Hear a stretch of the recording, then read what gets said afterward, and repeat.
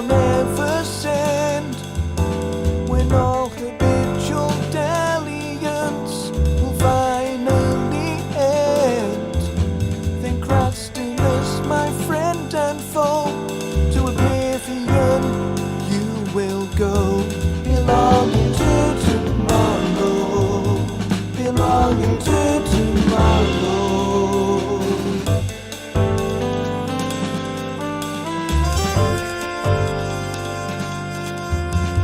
Soon I'll make that journey out to Paradise Falls, and on all the stifling lethargy, time will now be called.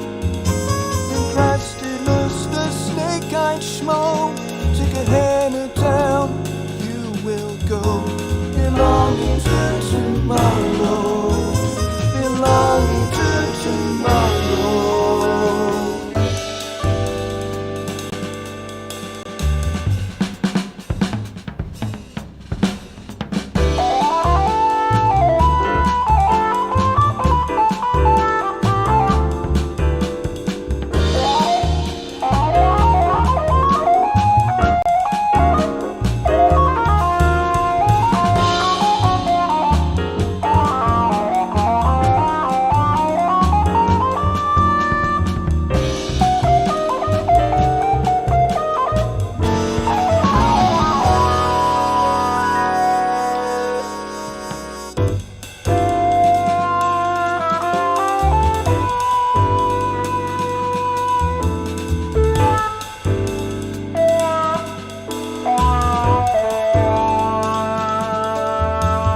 Soon I'll break this cycle, this daisy chain of fail, when this wretched damn torpidity shall no more prevail. Then Crastinus, bringer of woe, to the darkest darkness you will go, belonging to tomorrow, belonging to tomorrow.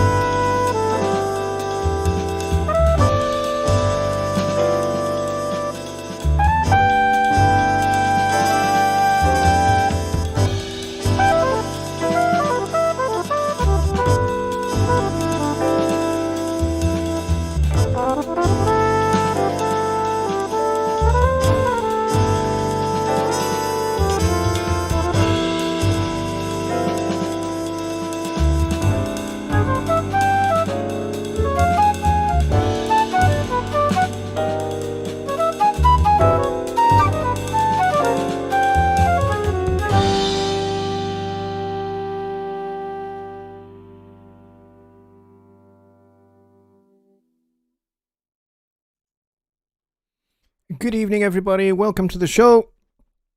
There was a reason why I played the entire track and not just a few seconds of that, and that's because I needed to go for a pee. So I timed that I had approximately 4 minutes and 30 something seconds, and I thought, perfect, I can go for a pee and get back without you ever noticing. But I just told you. Maybe not such a good idea. Anyway. Hope everybody is doing well and has had a good week since Sunday, because I think that's the last time I did a show. Yeah, Sunday Night Live. So yeah, it's been a very, very exciting few days and very busy few days for me in particular.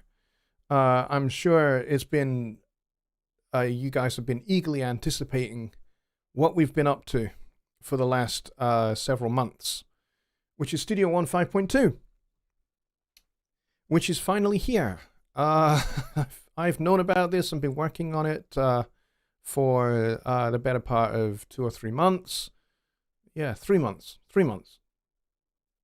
And it's been a lot of fun. But it's very, very cool to finally have it here with all of the incredible new features that we've added to it. So I am very exciting. Bill Shep, you are very smart, my friend, having spotted some of the lyrics in the song and what the song's about. Well done. That's very cool. Yes, you figured out that it was crastiness is a personalization of the Latin root word of procrastination. Procrastination is a Latin word ultimately, and the root is the Latin crastinus, which means to belong to tomorrow, which is where the title for the song comes from, belonging to tomorrow. And I thought I would take that Latin word and turn it into a character, which is what I did. And the narrator in the song is basically, he has like 3 kind of battles with his foe, Crastinus, who also happens to be his kind of friend as well as his foe. He's somebody that he loves, but he also hates as well, because he loves procrastinating because it means the things that are really important that he doesn't want to do, he puts away. And yet he hates it because they come back to bite him. So, you know, he has that love-hate relationship with important things, and important things he should do. And so that's what that's all about, really. And it's probably mildly autobiographical, but there we go. Are we missing someone? We are. We are missing Jonny Guy. Jonny is at the doctor's for a routine appointment that was scheduled some time ago, so that has come up today. So he contacted me and said, hey, I'd forgotten that I had this appointment at the doctor's, and I said, yeah, no problem. I'll do the show on my own. It's not a problem. So that is why he is not here. And it's just this pretty mug that you have to look at. Although, if you want, you could spend the entire time looking at this pretty mug, because I think this one is infinitely more attractive. And it's also a product placement for Fender, but a long time ago association with them. But there it is. So that's why Jonny is not here, and why I'm doing the show on my own. So tonight I put Songwriting Simplified Studio One 5.2 Special, because basically now that it's out in the wild, and I don't know how many of you here have actually updated to it or not, but if you have, you may have some questions. And actually, even if you haven't updated to it yet, you may still also have some questions, in which case I'm making this show entirely available to you and to help you kind of work your way through some of the new things that we have in Studio One 5, especially for songwriting, composing, and arranging, because that's kind of what the target group, if there is such a thing, for Studio One was for this particular release. So yeah, so that's kind of what it's about, really. So we've got some fantastic new features in the score view. My video, I don't know how many of you have had the chance to see my overview video, but in my overview video, I think I did like 4 minutes on the new functionality in the score view. So now, for those of you that are guitar players, or you are guitar teachers, or you're both, you're a guitar player and a guitar teacher, you can now not only write stuff in Studio One in the score view in notation, but also in tab as well, which is very, very cool. And there are some different preset tunings for different instruments. So there's like drop D tunings for guitar, and then there's a few, and standard D tuning as well. And I would imagine, I mean, it's not completely an exhaustive list of tunings by any stretch of the imagination. But, you know, these are things to kind of get you started. I'm pretty sure that somewhere down the line, some other tunings will probably be introduced as well at some point. But, you know, this is just to get the kind of the ball rolling with notation for guitar and bass for tab, those that are into tab. Personally, my personal view on tab, I know that there is some debate as to its merits, whether it's a good thing, whether it's a bad thing. I actually have a third view, which is that it's neither a good thing nor a bad thing. It is just different, and it has merit. It has value. It teaches where the guitar player should place their fingers on the fingerboard. That's a good thing. The only thing it doesn't really teach is it doesn't really teach pitch, and it really doesn't teach rhythm. It just teaches where to put your fingers. So it's kind of more a technical tool than anything else. So I think there is merit to it, but I think if you're going to read any form of notation for guitar or bass, even if you read tab, you should definitely read treble and bass clefs.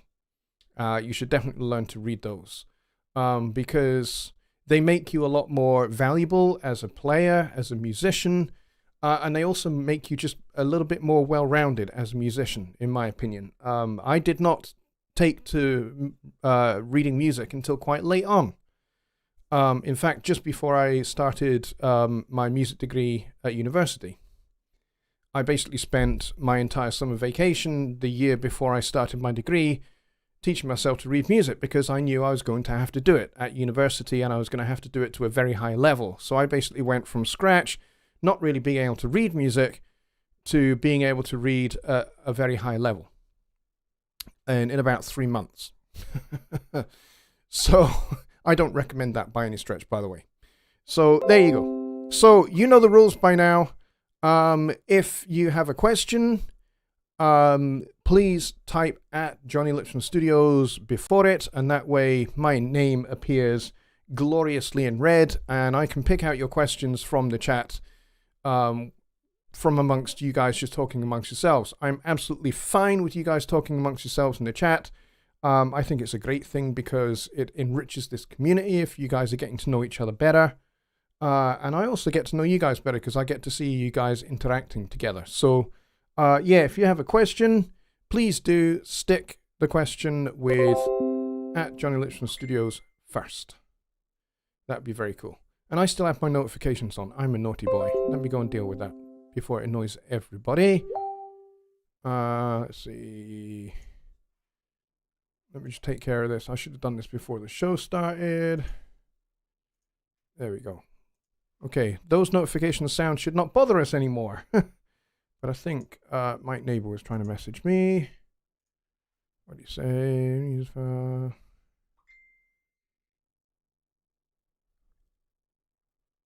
Hang on.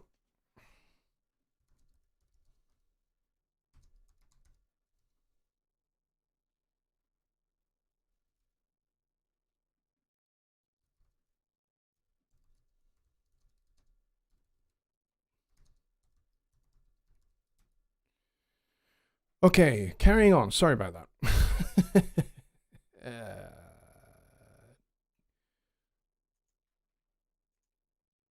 So yeah, let's get to your questions.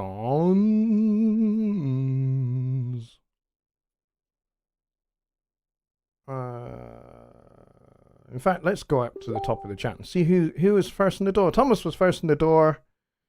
And John and Bob Studios and Budman672. Hello, my friend. Not seen you in quite a while. Glad you're here.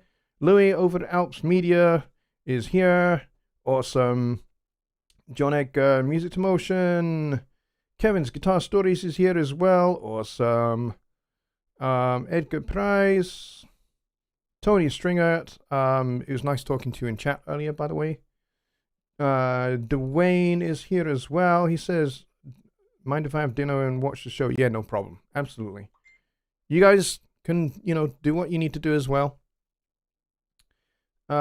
See, Billy is here. He's saying unmute, which I did remember to do. Thank you. And Bill Shepherd is here as well.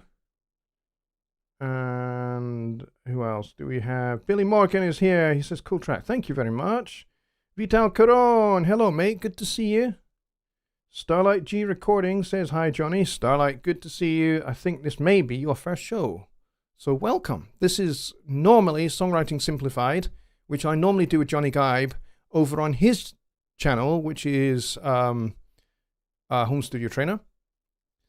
But he's not able to attend, so we're doing it here on my channel. But normally I only do streams on Sundays, 6 p.m. Central Time. So if you're interested in my Sunday Night Live show, then please get along on Sunday at 6 p.m. That would be awesome. But do stick around here as well if you're into songwriting.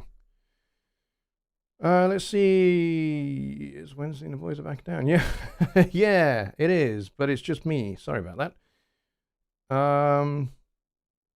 Bob Studios says, I hear a Miles Davis meets Steely Dan tune. Yeah, it is kind of a bit Miles Davis-ish. And it does have a little bit of Zappa in it as well. Some of the chords are a little bit weird. But that's me. I like being weird. Especially with chord changes.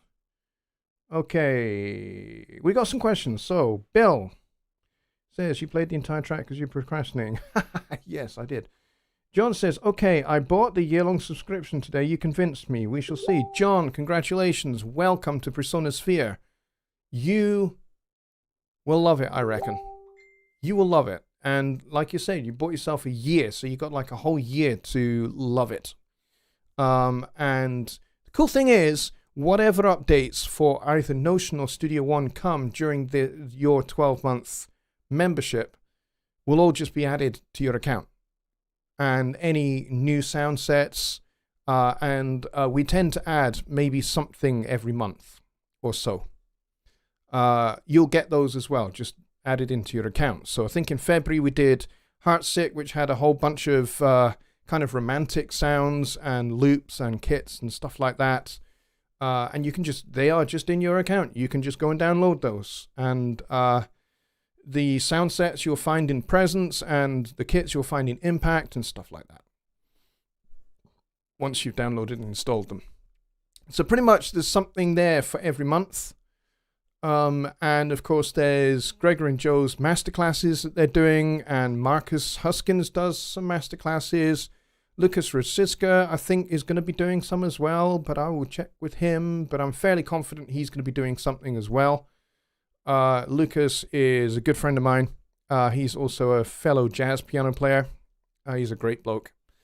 So yeah, any content that he does is always just by default going to be awesome because he is. So yeah, so you'll get all of that stuff, and it would just be a whole bunch of fun. So welcome and enjoy. Where's JG? JG is at the doctor's for a routine appointment. And Martin the Martian isn't here. Yeah, you're right. That's a good point. I hope Martin is okay. Martin, if you're watching this after the fact, we love you. We hope you're okay, and we're thinking of you. Louis at Alt says, updated and running well. Cool. Awesome. Does that have a Bruno Mars template? I think that might be in version 5.5. I don't know. We need to be able to import and export tab. Maybe version 5.5. Yeah, I'm not quite sure what you mean there. Import and export tab. You can already import and export. You can already import AAF and OMFs and stuff like that. But pretty much, if you're a member of Persona Sphere, you now have the workspaces built into the browser. And it's very, very cool. So basically, you can drag and drop either way, both ways, both in and out of Studio One and the workspace. It's very, very cool. And I think this is something that's only going to get better and better and better, because we don't tend to kind of do things good and then do things bad. So I think the only way is up. So if that's what you're referring to, yes. Music to Motion says, updated yesterday without issues. Really excited about the new features around assigning articulations in the MIDI editor. Yes! It is so freaking cool. And especially if you've got the VSL Synchron player. That is just epic. I don't have it, but I know Lucas has, and he did a great video on it. And it is really, really, really good. So, and it's only going to get better and better. But yes, it's very easy now to assign new sound variations to a group of notes on an instrument track, or to just a particular section. You can drag and drop, you can draw them, you can range select and assign. You can set them up in a sequence. It's really, really powerful. I mean, in my videos that I did, you know, because I was trying to cover as many features as I could in about 30 minutes, I couldn't really dwell on it in too great detail. But Gregor has done a great video on it. Lucas has done an outstanding video on it. So really, if you want depth, go and check those out. But my video is just giving you an overview, to be honest. But yeah, it is extremely cool. Oh, great. Starlight G Recording says, I updated Studio One 5 news version. I started a new YouTube channel called Starlight G Recording. And that's Gerard. Gerard, my dear friend. Congratulations on starting a YouTube channel. I started mine in 2014. And I have almost 4,500 subscribers. I think I've just passed 4,400 just yesterday.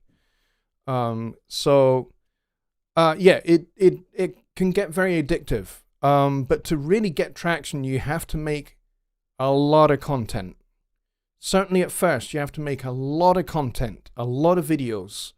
And then once you kind of have established your little audience, then it's just a case of making regular content that your subscribers can kind of set their alarm clocks to. They can say, okay, or you know, they calendarize it. They put it in their calendars.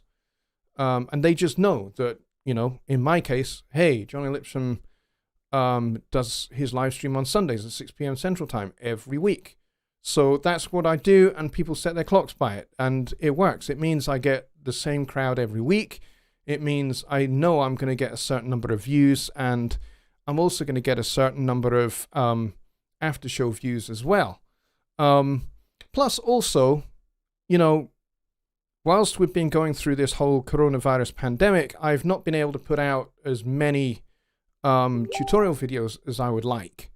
I would like to put out a video every week, but having my kids at home, having to homeschool them, and do my day job at Presonus, it's been tricky to juggle everything. So something had to give, and the thing that had to give was making my tutorial videos. But I do plan to go back to doing those as soon as my kids are back to school and they are settled back in school, and it is safe for them in kind of the long term for them to be back at school. Then I will be going back to making weekly tutorial videos, especially now that we've got Studio One 5.2. So, you know, there's plenty of new material for me to get my teeth into and make videos on. So that would be the plan going forward. Bob Studios said something about tab, and it jumped. Where is it? Tab means nothing unless you heard the song. Yeah, you're right there. Billy says, I couldn't update from Studio One start page, had to download from my Presonus, same as last update. Yeah, a few people, especially on Macs, had that problem.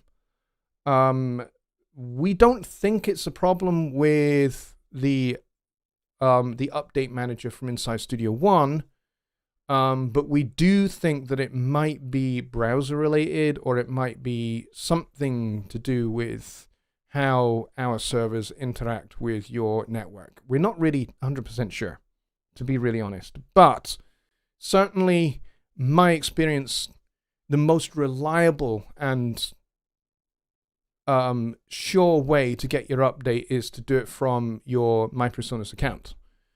I mean, because I run 2 Presonus accounts, I have my personal one, I have my work one, and, you know, I have Presonus Sphere, and I have various, you know, beta licenses as well. I kind of always do it from the Presonus account rather than from inside Studio One. And I just do that by habit. So I'm sure if I wasn't like testing stuff, I probably wouldn't do it that way. But there you go. Edgar says, I'd like to see more about new key switch capabilities with third-party instruments such as Contact. Well, I don't have any third-party instruments. I gave up using Contact many years ago. maybe about 7 years ago. Haven't touched it since. There's a very long and complicated story there, which I'm not really going to get into.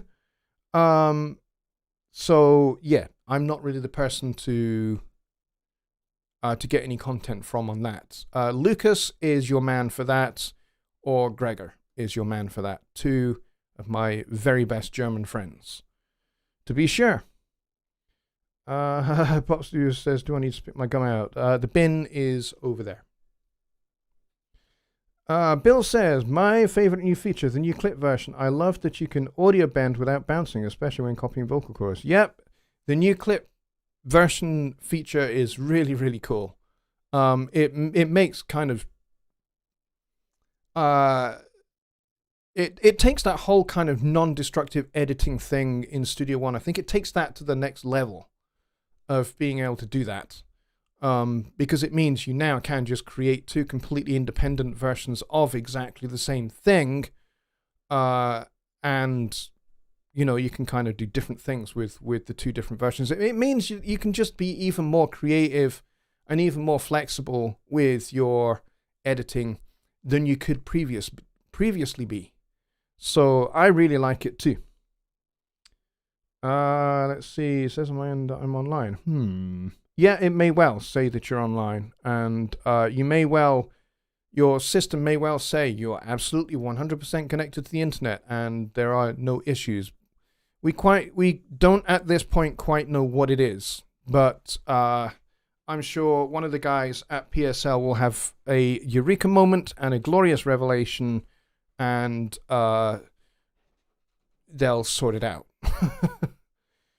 But for the time being, if you want an absolute dead cert way to update your Studio One without any issues, providing you don't have any ad blockers or antivirus software or anti-malware software built into your web browser, then you should be good.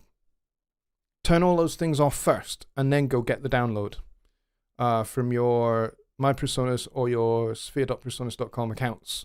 And it will work.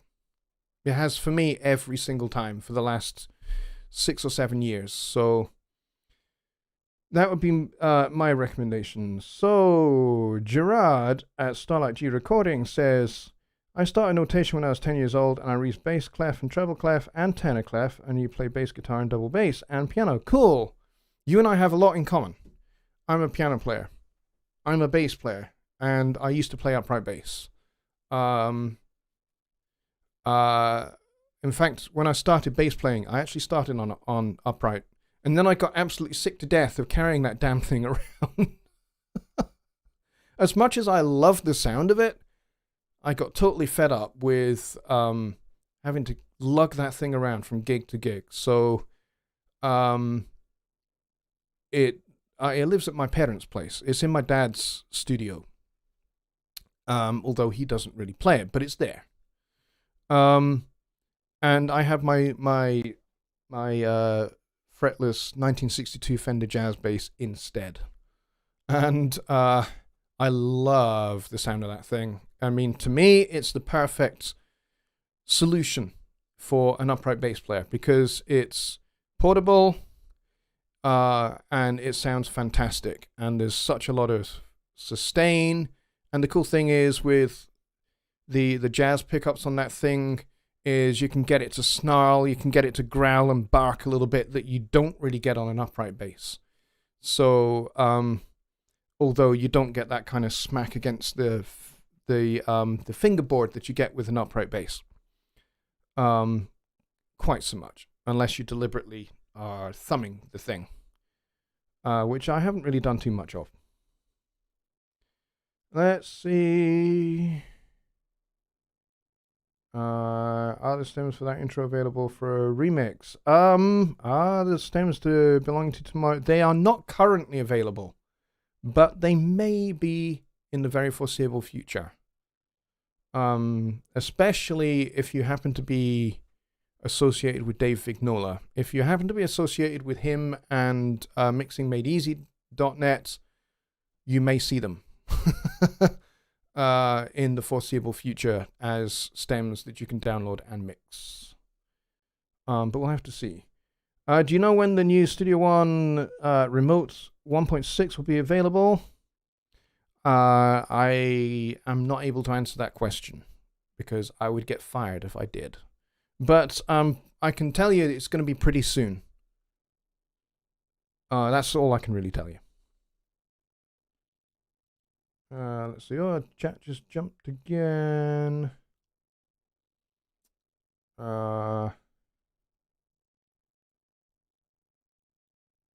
Rich is asking Jonny a question, but Jonny's not here. How come I can't drag an MP3 into the arranger? It did with 5.1.2. Is there something to check?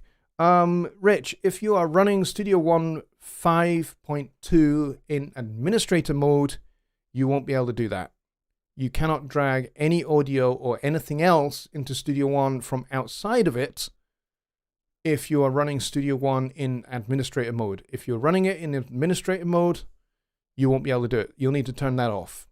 And then it will behave as before. And you'll be able to drag an audio direct from Finder or Windows Explorer into Studio One. You should be able to do that with no trouble. But you gotta turn off running Studio One as administrator in order to do that. I have never run Studio One in administrator mode, to be honest. I know some people recommend doing that. I just have never done it. So I could do it that way, but I tell you what, I'll tell you the reason why I don't drag anything from my desktop into Studio One. The reason why I don't drag it directly like that is you can access anything on your computer from the browser inside Studio One. Let me show you. Let me get Studio One up and running. So in Studio One here, you can go to Files, and it's kind of working on it. It's opening the last thing I was open to. But if I go to Files, see I have access to anything that's currently sat on my desktop. See here it says Desktop. And anything that is sat on my desktop, I can bring this in. So this, for example, or this, these two little MP3s, that's a WAV file, but that's an MP3. I can just drag that in. If I just go to Start, if I just create a new song, I've got a few, I need to be careful, I've got a few songs open right now. But if I just to grab this from here, this is currently sitting on my desktop. And you can see that because the desktop folder is open there, and I can just drag that in like that, and then I can hit play. Ladies and gentlemen, please welcome your host, Jonny Lipsham. All right, so there we go. And that was just as easy as that. You can access anything on your computer. See here it says volumes, and there's my C drive. There's my Dropbox folder. So when I open this, I've got access to client folders that I share with other clients. And I've used Dropbox inside of Studio One for years before there was any such thing as Personosphere. And Jonny and I made a video several years ago with this concept, with being able to, share files back and forth from, sending and receiving via Dropbox and just dragging in, dragging out, both ways. And I think that video found its way to the guys over in Hamburg, and they watched the video and thought, you know what, that's a really, really great idea. And that kind of sparked off what became Personosphere. And now, of course, it is in the browser, which is very, very cool. And I can quickly show you that. If I go to Cloud, and if I just go back one, when you click Cloud, previously you would see Personas Exchange and SoundCloud, and that's all you would see. But now you see Personosphere.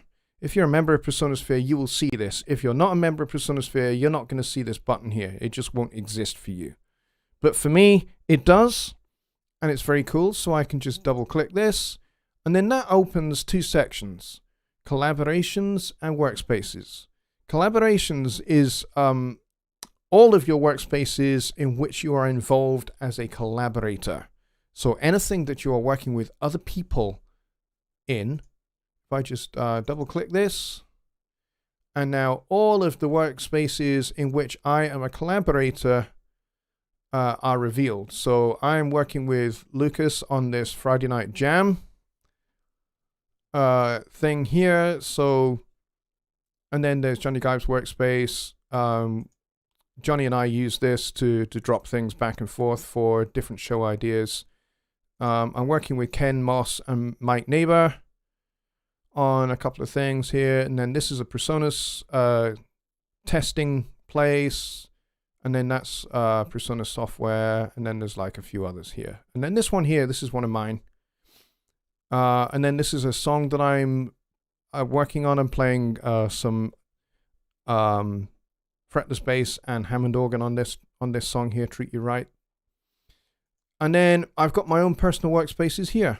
So if I just double click on those, and there's my Cerebral Jazz Club. This is basically my own kind of little place where I share kind of Charlie Parker, John Coltrane, Dizzy Gillespie tracks back and forth with different people. So I've got people like Lucas in here. And then I've got this one here called Brand New Day, which is where I'm working on some arrangements for different people. And I send them tracks and they send me tracks, and that's how that works. So yeah, so this is all working inside of Presonosphere. It's very cool. But yeah, to answer Rich's question, if you are not, if doing it from the browser this way negates the whole problem of whether you are running Studio One as administrator or not. It's no longer a problem if you access your desktop or wherever it is you want to access from this here. So I go back up to desktop here, files, desktop. You've got access to everything in desktop. Files, documents, I've got access to anything that's in my documents folder. Same with music. I've got all of these MP3 files that I could just drag in as I needed to. And then there's stuff that's inside the Studio One folder. And then, of course, there's sound sets. Yay! We love Studio One sound sets. All of these are here. So I've got Speaker Freaker. I've got Tom Brecklin drums. I've got a few other things here as well. So all of that I can access directly from the browser. So I hope that that helps. And that basically means you don't have to worry anymore about, am I running Studio One as an admin or am I not running Studio One as admin, because I won't be able to do this drag drop thing from, outside and into Studio One. So that should do that. So let's see. Import export tab is what I meant. Okay, yep. Import may be difficult, but export would be nice. All I'm going to say is watch this space. That's it. I'm not going to say anything else. You never know. Let's see. Ronald says, so the articulations, do they like velocity switches? They're not velocity switches. They are, they're called sound variations. And the reason why they're called sound variations, they used to be called key switches. They're now called sound variations because it's not just about key switches. They are much more powerful than that now with Studio One 5.2. I would recommend that you go watch Lucas's video on all of that, because that's on the Presonus YouTube channel. Go and watch his video on that, because he goes into a lot more detail and shows a lot more stuff with third-party instruments and just how powerful it can be. But, basically scratching the surface, what this means is you can have a different way of playing an instrument for a different set of notes, not just a section of your track, which is what you could do before. You could say, okay, I want bar 1 to bar 3 to be pizzicato, then bar 3 to bar 5 to be legato, and then bar 5 to bar 9, I want it to be trills or tremolandos. That's how you had to do it before with key switches. It's so much more powerful than that now. I can say, I want this note to be plucked, and then I want the next 5 notes to be legato. And then I want the next 2 notes to be plucked pizzicato. And then I want everything else to be done as trills. You can do that, and you can paint them in, you can set them up as a sequence. It's incredibly powerful. You can select exactly which note you want you can range select a selection of notes that you want to do a particular thing with. So it's way more powerful than just, it's so much more than velocity. It's different ways of performing your instrument, and it creates different textures, which is why, you know, they were kind of, they were called articulations, then they were called key switches, and now they're called sound variations, because really it is just variations of sound, different ways of performing your instrument. So I hope that helps. Let's see what we got next. Bobby Booth is here. Woohoo! He says, how do you set up on Sphere so that I can start doing some mixing? How do you set up? Well, the first thing you need to do is you need to have a workspace. Let me go and open my Persona Sphere account, and I'll show you how to do that. Bookmarks, where am I? I have to be careful what I show here as well, actually. Let's see, workspaces. Here we go. I can show you this. So this is Persona Sphere. This is mine. All of what I just showed you in the browser with regard to Persona Sphere, this is how it looks in your Persona Sphere account if you have one. For those of you that don't have one yet, this is what you could have. Okay. So if you want to create a workspace, you click this button here that says Add Workspace, and then you give it a name. So let's say Bobby and Lips Mixing Cloud, or something like that. And then you go submit. And now we have created Bobby and Lips Mixing Cloud. Yay! And then if I want to add somebody as a collaborator, I click on Manage Collaborators. And then I go Add Collaborator, and then I stick your email address in here, and I click Invite. Or let's say this was your space and you were creating it, you stick in my email address here, and you click Invite. And then when I get your invitation, I accept your invitation, and now I have access to the same working space as you, which is why we call them workspaces. So I now have access to Bobby and Lips Mixing Cloud, or you now have access to it. I've just created it. You now have access to it. But if roles were reversed and you were creating it, that's how that would work. So if I go back to my workspace, and if I go back to here, you're going to see a lot of stuff in here. But if I go to shared files, you can see all of this stuff that's here that has been shared back and forth between all of these people. That there's some Presonus employees in here as well as non-Presonus employees. But yeah, there's a whole bunch of stuff that's like chucked back and forth here. And what you would do if, for example, you and I were to have a workspace and you wanted to mix one of my songs, and I was happy for you to do that, what I would do is you would create the workspace, you would invite me to it, and then I would upload the stems to my song to that workspace. And then you would see that they have been uploaded, and you go, yay, I've got some stems to mix. And then you would download them and then bring them directly into Studio One. So now with Studio One 5.2, you don't even have to do the intermediary step anymore. You don't even have to come into the workspace in your Sphere account and download them. You can now just go, wabam, over here, cloud, and you can I need to refresh this. Let's go back to workspaces. Can I refresh? It can let me just refresh workspaces. Yeah, might have found a bug here, guys. Let me just go back. Workspaces. Why is it not showing up my other workspace that I just made? Yeah. What? That's strange.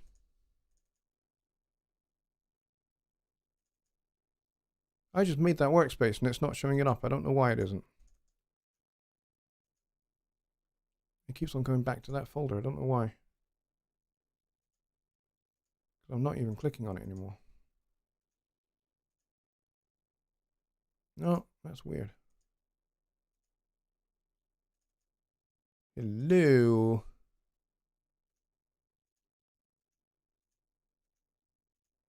And that's a little odd. Okay, let's go back out here. Refresh.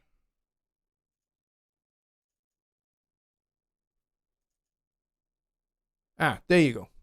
Now it appears. Haha, I had to go actually one layer back. That's what I was not doing wrong. Not doing right, rather. I had to go one layer further back. See, now Bobby and Lips Mixing Cloud is now here. So now you can see that. Hooray! Which means I could, let's imagine that this is a stem that I wanted to share in this workspace. So let's double click the workspace. Now we are in that workspace. And I could go song, and I could go export stems. There's only one stem in here, and I could go, instead of going do not publish, I could go upload to Personasphere. I think I've done a video on this before, or a live stream on this before, but this is how you would do it anyway. You could do it this way, or cancel that just for a minute. This is like so ludicrously short, it's not really worth it. Or I could just select the event and not open that and just drag it straight across to there. And there it is. So now that stem has now appeared as a WAV file. I can play it here. Ladies and gentlemen, please welcome your host. All right, so we know that that's now here, and that's now in Bobby and Lips Mixing Cloud. That now exists. So you, Bobby, if I gave you access to this, you could now go and grab this and bring this into your song and into your song session and do a nice little mix of it. For something that lasts about 6 seconds, it would take you about 3 minutes to mix. So anyway, there. I hope that that kind of helps you with that. Bob Studios says, very complicated. It seems that it is becoming a processing tool for many applications as opposed to a DAW. Reminds me of a DAW with rewire/contact stuff. Yeah, I'm not entirely sure I agree with you there. Because I think, you know, being able to have an instrument perform in the manner that you require as a composer is very, very important. That's why the things like the sound variations are, I think, extremely valuable addition to Studio One, because it means that not only do you know, and the thing is that these things show up in the score as well. So if you're just writing an orchestral mock-up, you want the mock-up to have you know, where you want pizzicato, where you want legato, where you want trills, where you want glissandos and tremolandos, and all of those playing styles and effects. You want those to be there in your score. So, you know, when you give your musicians the exported mixdown, they get to hear what their part does, but they also get to see it on the score, and they can see exactly what they hear, which means, you know, it's like, you know, we always say about triangulating information. If you have 3 sources of information, you are going to get the most understanding from the receiver of that information, and therefore, when that performer comes in to replace the orchestral mock-up with real, actual, physical instruments performed by real, actual, physical people, what that means is that they are more likely to get your chart right first time, because they have heard how it should sound, They have seen on your score how it should be performed, and they have heard how it should be performed, and then they put those two things together and they play your part much more accurately, much more reliably on the day. So things like those sound variations are incredibly important to facilitating that and making that happen. So it just makes Studio One an awful lot more powerful. And the integration of the workspaces from PersonaSphere just mean that you can work with people inside one place.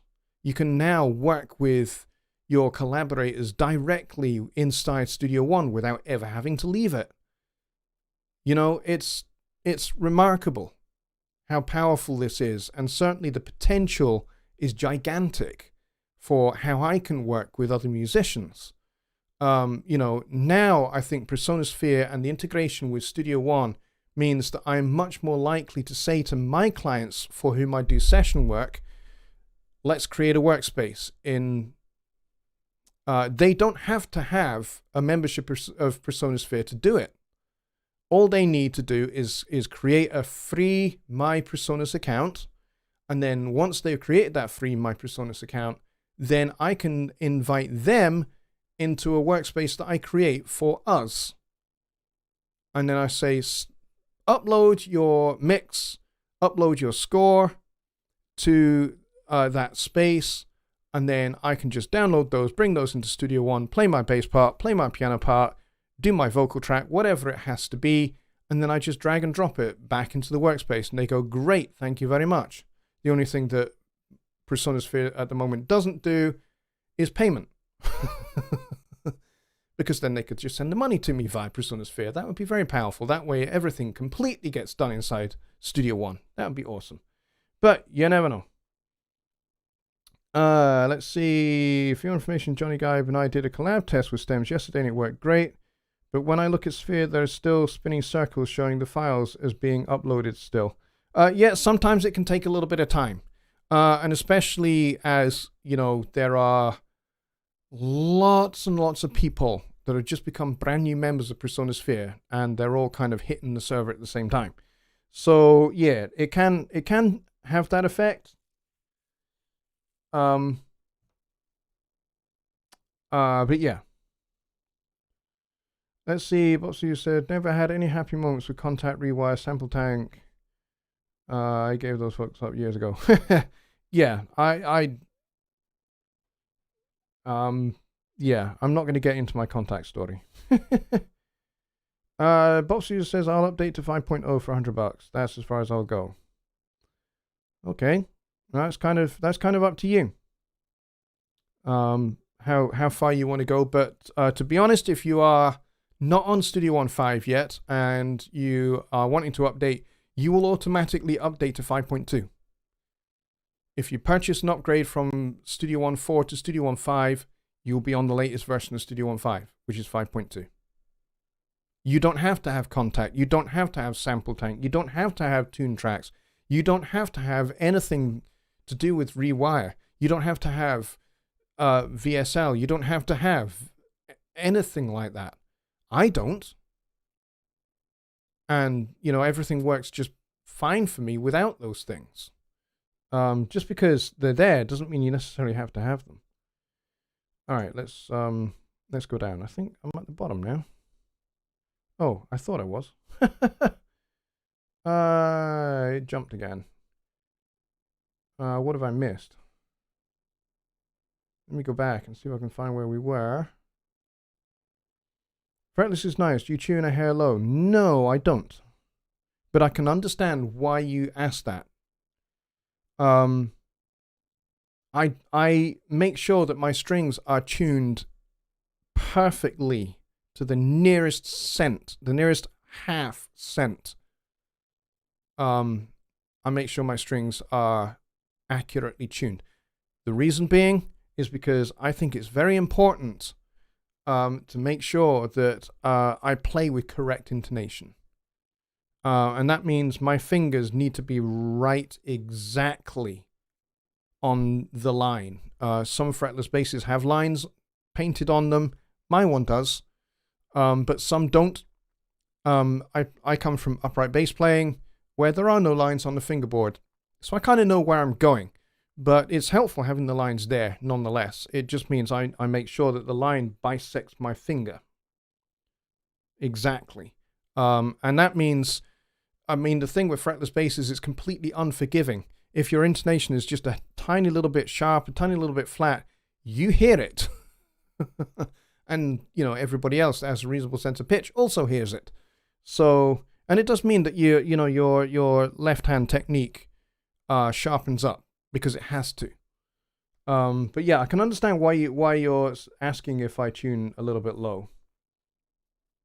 That's a good question. Trying to find where I was.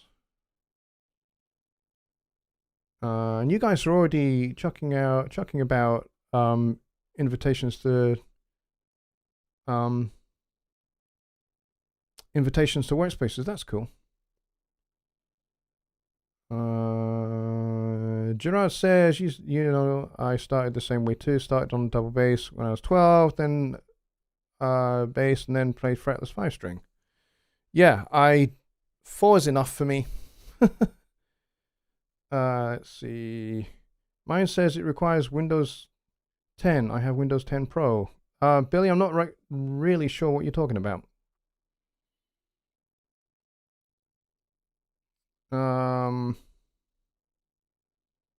If you have Windows 10 32-bit, Studio 1.5 will not work on Windows 10 32-bit. It needs to be Windows 10 64-bit. So even if you do have Windows 10 Pro, if it's a 32-bit operating system, no joy. It needs to be a 64-bit operating system. Can you demo the detection, tempo detection in the inspector?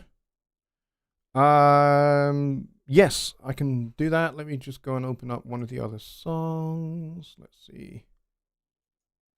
What can I do with this? No, don't open that. Do I want to open up this one? Actually, it's very hard for me to demo it because all of my sample libraries, even my loop loft ones, have all got tempo data written into them, which is a bit of a pain. Let's see. Can I do it?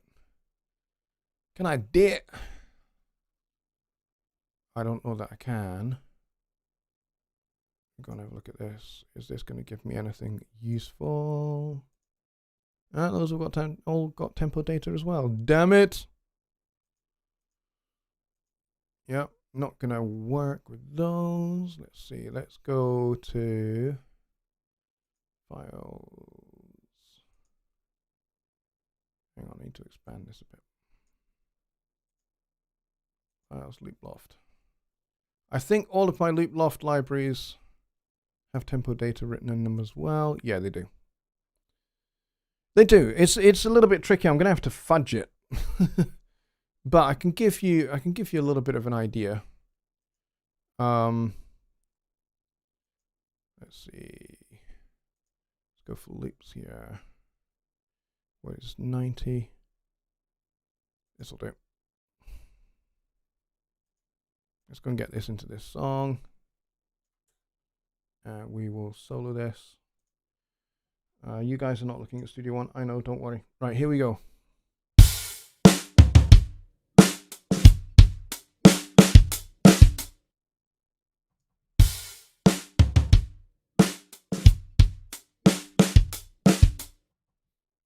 All right, so when you open the inspector, what you now see is this new section here where it says file tempo. Now it's in red now because there is tempo data already in here. 85 BPM, 85 BPM. But you now have these new options. So you have double tempo, you have half tempo, or you can completely clear the tempo data altogether. So if I do that now, it says not set. But what I can do is I can change that. So I can change that to, I'll change that back to 85. But you can double the tempo, you can half the tempo, and it goes back to 85. So.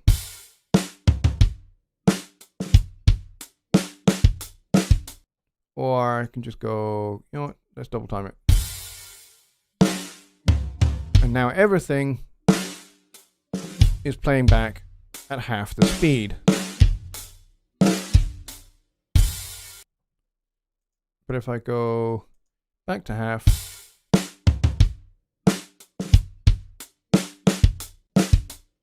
okay, so that's kind of how that works.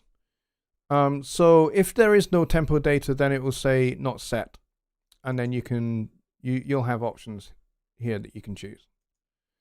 But yeah, that's essentially how that works.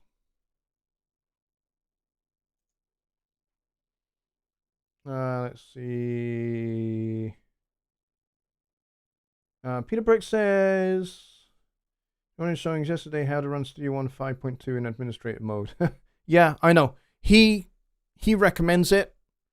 It does prevent the thing that Rich wants to do.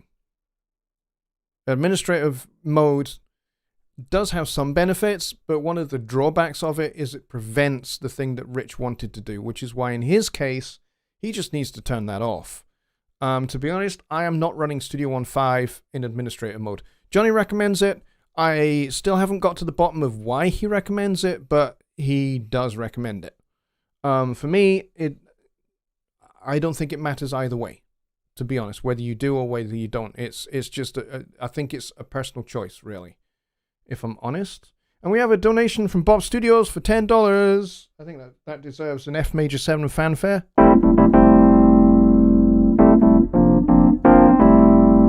Thank you very much. I appreciate that. That's very kind, very generous.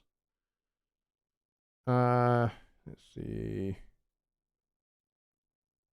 Jonny started out as a trumpet player. Didn't know that, John. That's awesome. I have a trumpet as well. I do play it. I'm not very good. I'm okay. I'm average as a trumpet player. I could probably play third or fourth trumpet in a big band and get away with it, but probably not lead. Let's see. Music Motion says, Jonny Lipsham, both Rich and I are interested in the tempo detection in Studio One. I'm not familiar with it. Yeah, I've just kind of shown you that at least a little bit. Rich says, yes, the browser is the way to go. Yeah, I absolutely agree. Absolutely agree. It's far faster than doing it from desktop to Studio One. Far faster. Cleon says, oh wow, I didn't know you'd be on. Yeah, normally we're over on Jonny's channel for Songwriting Simplified, but he is unavailable tonight. Steinberg set up. Yeah, okay. I still show files that uploaded yesterday is only 3% complete in the lab under folder. Oh, okay. And you uploaded that yesterday. Yeah, sometimes it can take a long time, especially if the upload gets interrupted. It might well be that the upload has for some reason got interrupted. What you can do is you can try deleting the files and then try it again. It could be that the data packets are hanging somewhere. So it might well be a good idea to just knock them off and try it again. Yeah. Cleon, in this particular case, it wasn't a bug. It was me doing it wrong. And I made the fatal flaw of saying it was a bug. It wasn't. Let's see. Okay, and you guys are sending files back and forth through Workspaces. Cool. That's very cool. I like that. Music to Motion says, thanks for all you do, my friend, with the $5 donation. That gets an F major 7 as well. Absolutely. Thank you. I appreciate that. 26 watching. Wow, that's pretty cool. Thank you very much, everybody. Go to your Personas account to activate. Yep, that's how you do it. Can you touch on the new tempo detection? Yep, I've just done that. Let's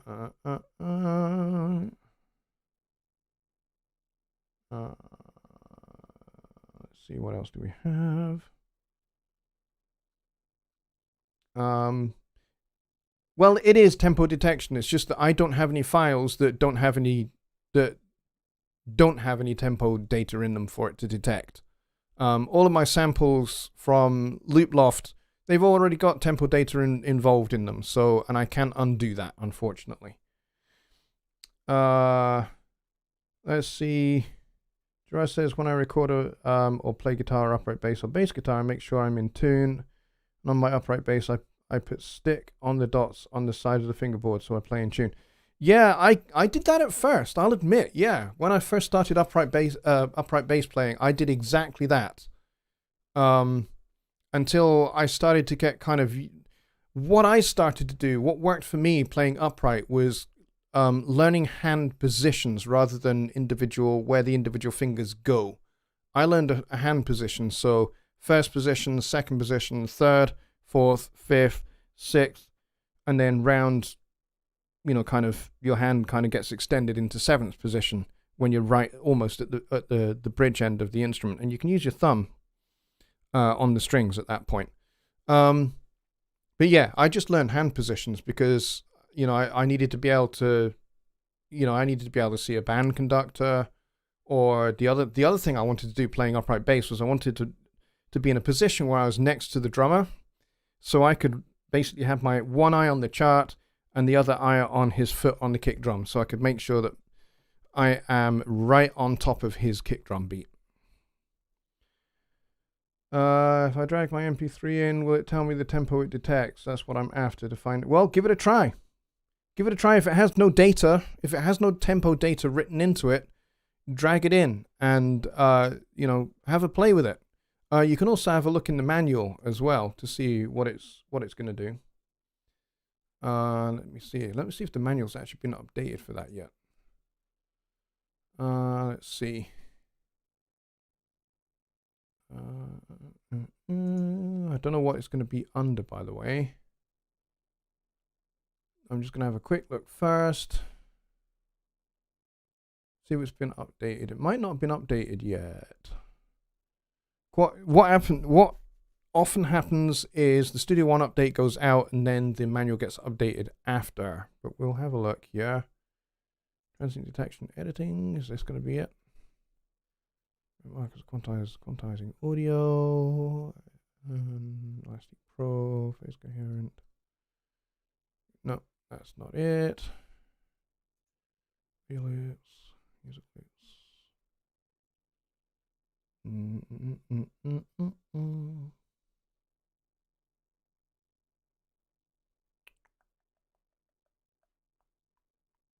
Yeah, I don't think the manual's actually been updated for Studio One 5.2 yet, so.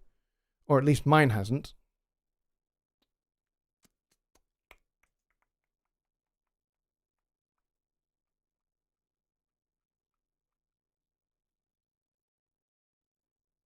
Check for updates. Yeah, the manual hasn't been updated yet, folks, for Studio One 5.2. At least not as far as I can ascertain. But yeah, just experiment with it and try it is all I can say. John Edgar with $5 donation as well. You're an excellent music educator. Keep sharing your knowledge and experience. Have you considered visiting the local high school? Let me tell you this. I am actually a qualified teacher and qualified university lecturer. So I have done my stints in high school as a music teacher, and I've done my stints at university as a lecturer in audio production and composition. So yes, I was a composition and musicology lecturer for quite a while. So I've done my stint in that world of education. But I have to admit, I prefer this. I prefer this form of education than classrooms by a country mile, for sure. Let's see, we are 10 minutes over time, but I'm enjoying myself, so it's really not a detention tool. Yeah, just kind of try it out and see what happens. Is all I will say. I don't have anything that I can try this out with, unfortunately.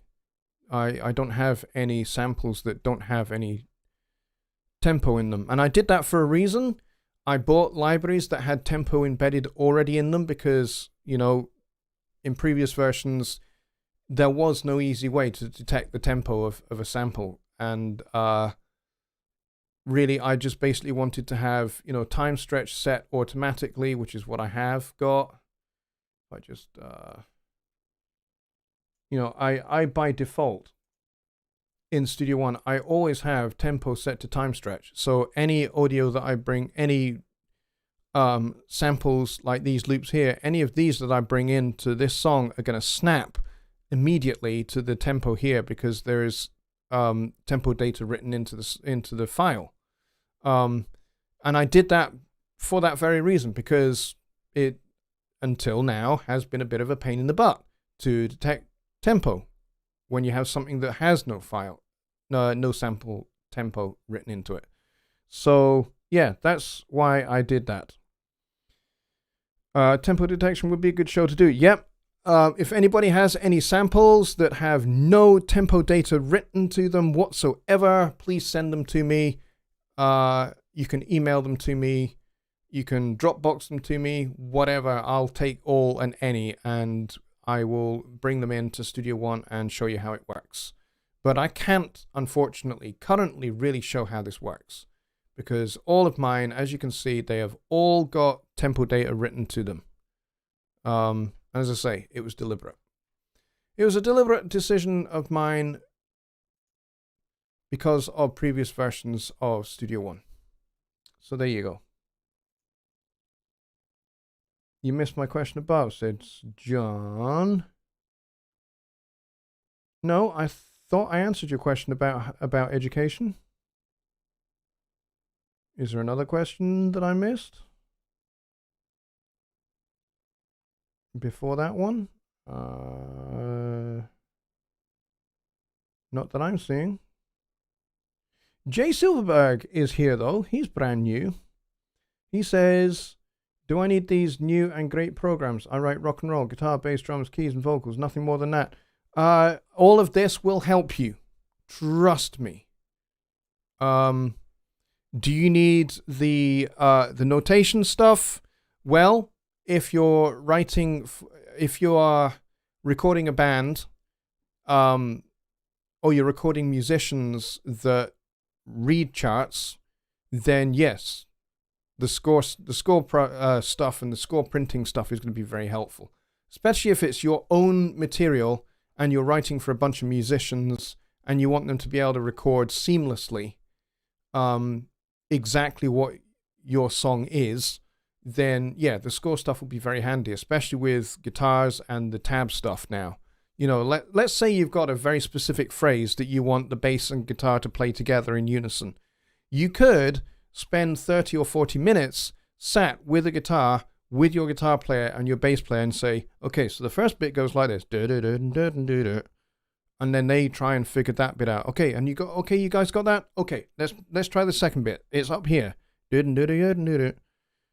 That's going to take 40 minutes.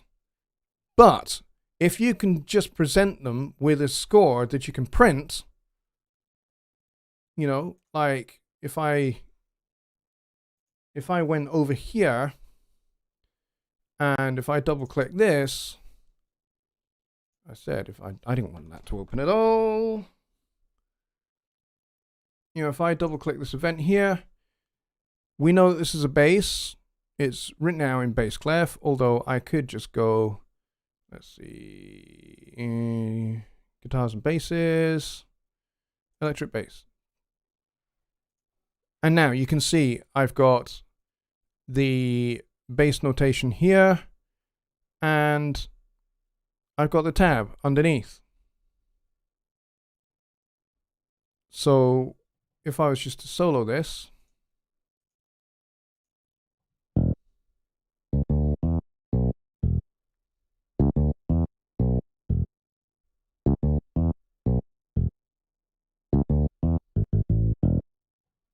okay, the transposition actually says 1 octave lower. Should be same octave. There we go. I've corrected it. Haha.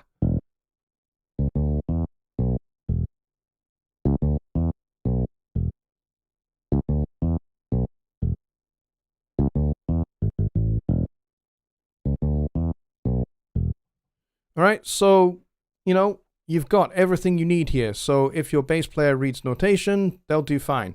If they only read tab, they'll also do fine.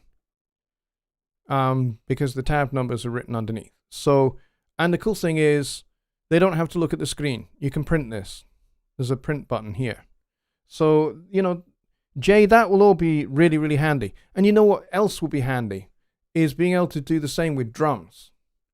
So if I go up to this drum track here, I've got drum set here, and look, here's all my drum notation.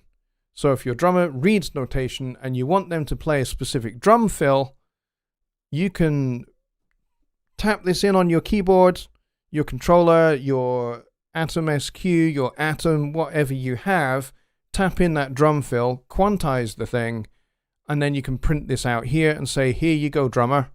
This is what I want you to play.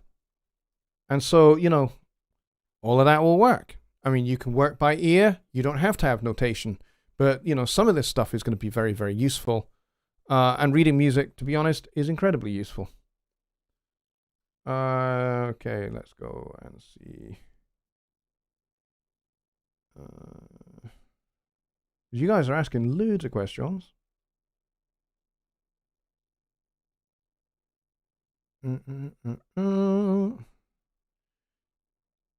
Bobby, did I miss your donation? I'm a very naughty boy. Hang on a minute. Let me just check.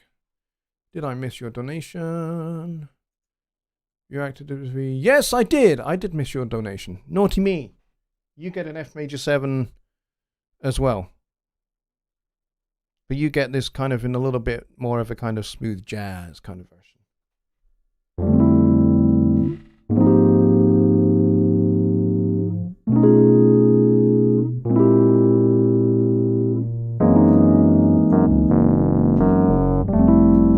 There we go. Smooth jazz fanfare. Kenny G would be happy with that, I think. Oh, you guys weren't supposed to see that. There we go. But yes, I did miss your donation. Sorry about that. If you set your tempo in Studio One with a new song to something like 80, but then import the stems I uploaded to the lab workspace, does it time stretch them to match? I don't know. I'm not a member of that. I don't think I'm a member of that workspace. Let me go back to workspaces. Oh, I am a member. I am a member. Let me see.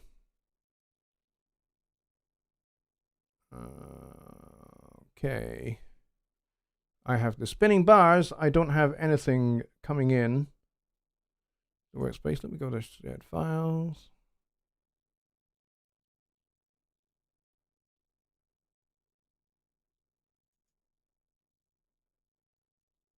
I'm not seeing anything new coming in. I don't know why that is. Let me refresh.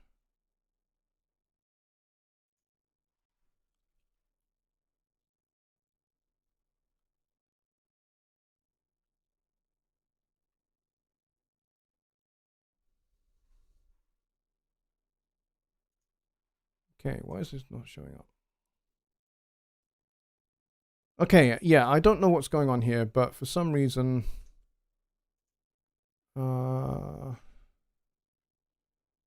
I'm not seeing anything being added to the lab workspace. I'm seeing spinning bars, but nothing new is in there in the timeline at all.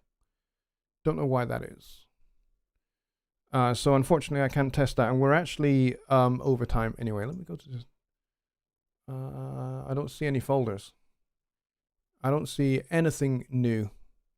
I don't see any new folders. I don't see nothing. I don't know why it's not updating. I've refreshed the page and it's not doing anything. So I don't know. I don't know. And we're way over time. It's 1:20. So I will maybe look at this on Sunday and see if I can drag those files in, and we will test the theory then. So until then, folks, I'm going to wish you all a very good night, and I will see you on Sunday for Sunday Night Live, and we will continue this whole tempo detection thing then. And yeah, that should be fun. All right, folks, I will see you then. Good night.